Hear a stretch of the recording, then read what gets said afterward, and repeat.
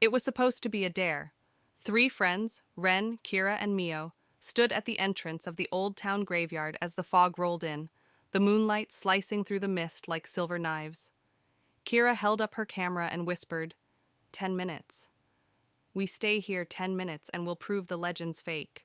Ren forced a laugh. What legend? Mio looked down at the cracked earth. The one that says the graves write your name before you die. The gates creaked as they stepped inside. Old stone graves leaned like tired men, names eroded by time. Somewhere, an owl cried. The clock in the distance struck 12, and a soft whisper slipped through the fog. It sounded almost like a sigh. Kira raised her flashlight. Hear that? She asked. Wind, Ren muttered, but his voice was shaking. They walked deeper, the beam of the flashlight trembling. Mio stopped suddenly. Wait, look. One of the tombstones was freshly carved, the dirt still damp. She brushed the surface with her fingers. It read a single word, R-E-N. Kira snorted nervously. Ha, someone's messing with us. But Ren stepped back, heart racing. That wasn't funny.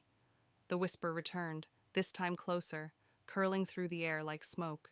Stay with us. Kira pointed the camera toward the graves. The screen glitched, static crawling across the image. For a split second, a face flashed. Pale, sunken eyes, a cracked smile. She gasped and dropped the camera. When she picked it up again, everything looked normal. But now, the grave beside Ren's also had a new name. Kira.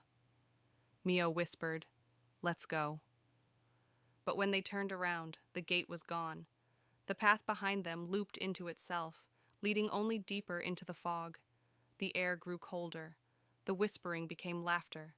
Shadows began to move between the tombstones, human shapes, headless, drifting closer.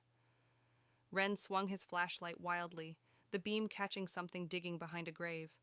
It was a figure, dirt-covered hands, shoveling furiously. Ren moved closer and froze. The body being buried was his own. His flashlight hit the ground. Kira screamed.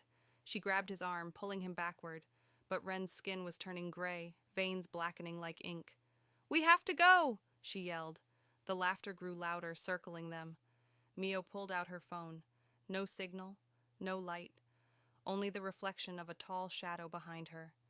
She turned, and the figure stood there, draped in black, its face hidden.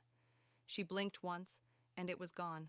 She blinked again, and it stood inches away. Kira pointed the camera forward, shaking. Through the lens, she saw the figure clearly now, hollow eyes, mouth twisted into a grin. It leaned close to Ren's ear and whispered, You should have stayed buried.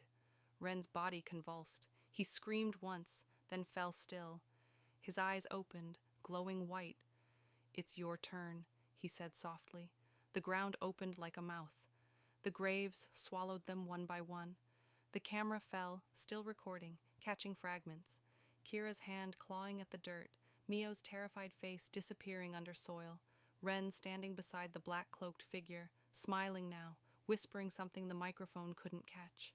Then silence. When the sun rose, a police officer found the camera near the gate. The footage was distorted, filled with static and faint whispers. But one frame was clear. 3 new tombstones, side by side, Ren, Kira, Mio. And behind them, a 4th grave, half dug, waiting.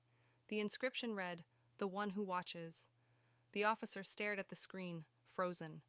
From somewhere deep in the graveyard, a bell rang once, soft, distant, calling, and the recording ended.